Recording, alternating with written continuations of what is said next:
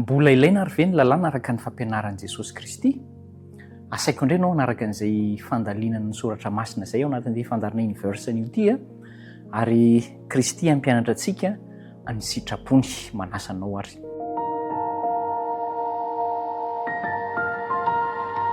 Ravoravo isika satria tian'Andriamanitra isika ary tsy hoe tiany fotsiny fa tiany ho toa azy, anahaka azy amin'ny toetra amam-panahy. Mialohan'ny andiniantsika ny hevitry Kristy na ny fampianaran'i Kristy momba ny lalàna, andesika aloha hivavaka. Tompo Andriamanitra, misaotra anao zahay. Ianao te hitari-dalana eo amin'ny fahamarinana rehetra amin'ny alalan'ny fanahinao masina. Manaiky an'izany izay tanterao zany amin'izao fotoana izao indrindra, fa amin'ny anaran'i Jesosy no angatahanay azy. Amen. Mbola ilaina ve ny lalàna araka ny fampianaran'i Jesosy Kristy? Miteraka resabe mantsy izany fampianarana zany satria ao ny olombelona izay efa mihevitra hoe tsy ilaina intsony izany lalàna zany. Ao ihany koa ny olombelona izay mahita hoe misy sasany amin'ireo lalàna ireo efa tsy ampiasaina intsony. Ao anatin'ny didy folo zany na ao anatin'ny lalàna izay nomen'Andriamanitra sy ny fitsipika napetrak'Andriamanitra. Dia sahiran-tsaina zasy ianao hoe inona no tena ampianarin'i Kristy ary? I Kristy ihany no manoro antsika ary izay lazain'i Kristy ihany no azoko ekena, azonao ekena ary andeha ekentsika.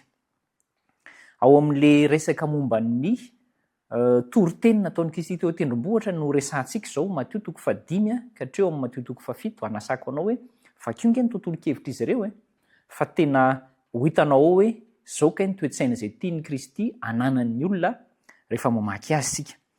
Toriteny teo an-tendrombohitra izy io, fa mialohan'ny andiniantsika azy aloha dia apetraka indray ilay fanontaniana hoe tena efa hitanao ve hoe mampidi-doza aloha ty fahotana ty? Sa mbola andeha hisangy azy na hilalao azy na hanao azy ho toy ny zavatra tsara indray ianao? Andesika andinika an'ireo toritenin'i Kristy andalina bebe kokoa izay voambarany amin'ny famakiantsika azy no andalianantsika azy. Rehefa tsy mamaky azy sika zany dia mijanona fotsiny hoe tsy fantatro zany.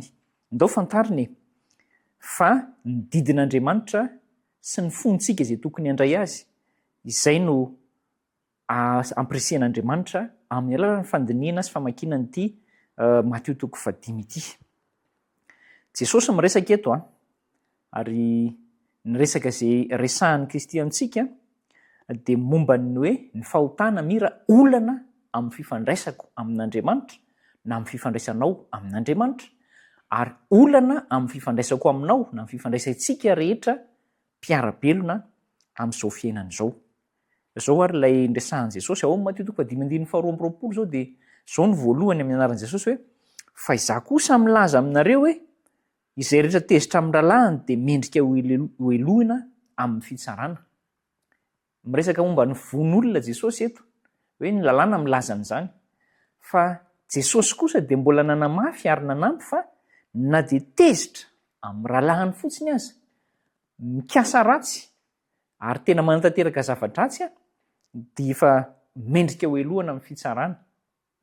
Manao an'izany ve zasy ianao amin'ny fiainantsika? Mihevitena za fa efa tena mitandrina lalàna tsy mamono olona. Hay za tsy mahafy an'izany hoe tezitra amin'ny rahalahy. Andeha hanampy antsika Andriamanitra fa Jesosy eto dia milaza mazava an'izany manamafy ny didin'Andriamanitra.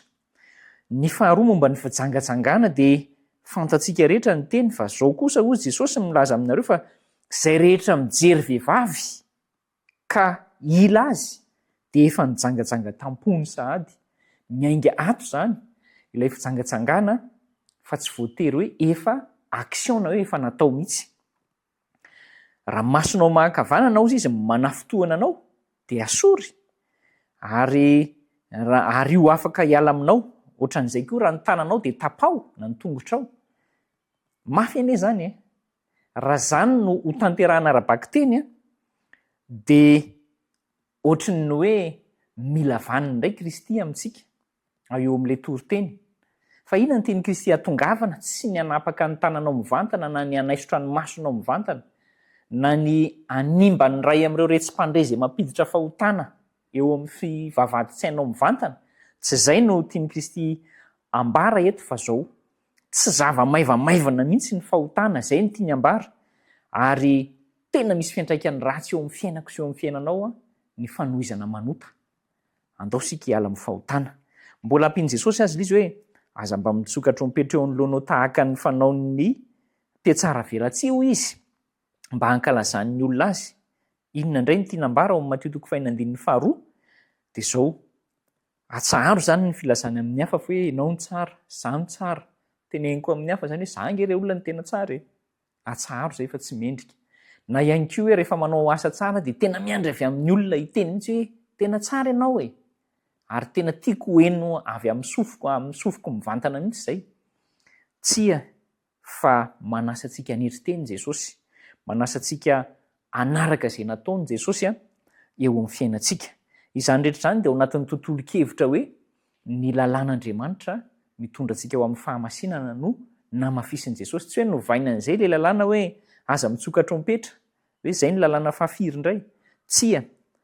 Dia mbola manampy izy ao Mateo 7:2 manao hoe amin'ny anaran'i Jesosy, aza mitsara mba tsy ho tsaraina ianao na ianareo, fa araka ny fitsarana ataonareo no hitsarana anareo ihany koa.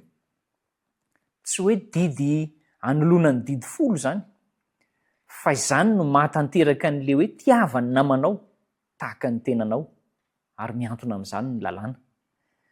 Atsaharo zany ny fanakiana sy fitsaratsarana ny hafa io.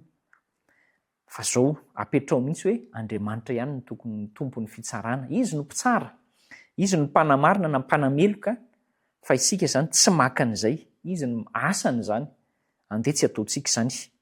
Raha ireo fotsiny no jerentsika ao anatin'ilay Mateo 5 ka hatrany amin'ny 7 ny 9 manontolo, dia ho hitantsika fa manamafy Kristy fa ny lalàna dia tena araka an'Andriamanitra, natao ho tandremana. Ary Kristy aza dia nitandrina azy. Tsy nahita mihitsy tsika ao misaotra masina hoe Kristy nandika ny ray amin'ireo, na lay faefatra, na lay voalohany, na lay fahenina, na lay fahavalo. Tsia, fa araka ny lalàna tanteraka Kristy satria toetra ny rainy, toetra n'Andriamanitra ny lalàna. Lafin-javatra vitsivitsy ihany ireo ndresana teo ambony ireo zany, kanefa ireo matetika ny mahatafintohana antsika.